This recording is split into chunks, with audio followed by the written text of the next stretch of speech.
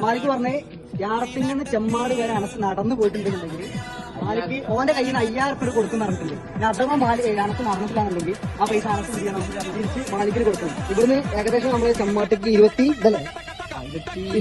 Kilometre നിൽക്കുന്നുണ്ട്. ഏകദേശം 5.5 മണിക്കൂറാണ് സമയം കാണിക്കുന്നത്. ഗൈസ് ഇത് വേണ്ട ചുട്ടോ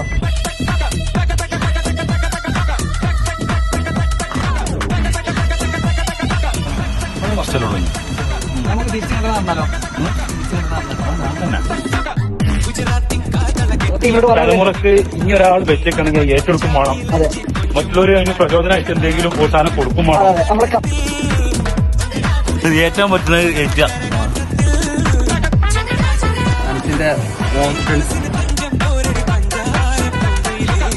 പറഞ്ഞ വാക്ക് പാലിച്ചിട്ടുണ്ട്.